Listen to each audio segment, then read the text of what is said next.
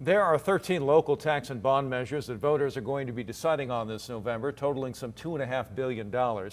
Former San Diego City Councilman, radio personality, chairman of Reform California, Carl DeMaio is joining us right now and calling on voters to reject all of these measures, Carl. So why are you saying no to the entire bunch?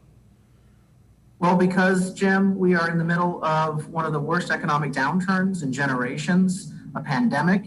And here you have local politicians coming saying that the working families of our county need to pay more, that we need to impose taxes, 13 tax increases in the county.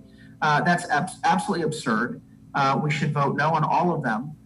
The government needs to start living within its means and start doing the same thing that the small businesses of San Diego and working families have done during the pandemic, looking for ways to save money and tighten their belt. What they're doing right now is they're shifting the problem to taxpayers, and that's simply unfair and too costly for us to bear. Let's take a look at the couple of the individual measures being proposed. Measure A in San Diego has to do with affordable housing, which has been much in the news and argued that it is much needed in San Diego County.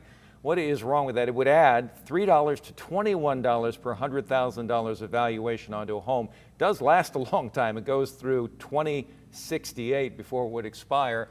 But in terms of 48-year tax increase. Yeah. The average homeowner in San Diego City, if Measure A passes, would end up paying more than $550 more in taxes in just the first 5 years. And as you mentioned, it's a 48-year tax hike. That's throwing good money after bad. The property tax hike cannot be afforded by many San Diegans right now. And so we are urging a no vote on Measure A for that reason. It's going to fund $900 million of bonds that then will cost $2.2 billion to repay over that same period of time.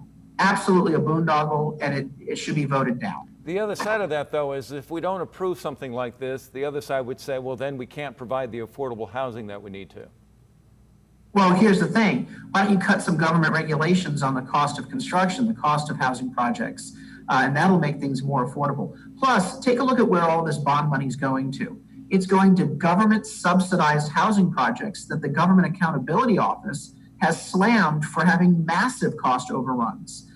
There was an audit done of the Los Angeles projects, which is what Measure A is modeled after, and the average cost per, quote, affordable unit was nearly $650,000 per unit. And the Government Accounting Office slammed the Los Angeles bond measure for basically allowing developers to charge a variety of overhead fees that were not fair and not justified.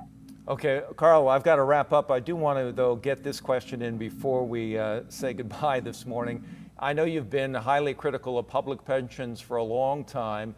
Do they still play into this equation when we're asked every year to pay more in taxes? Is this, do you think, tied to the public pension being unfunded?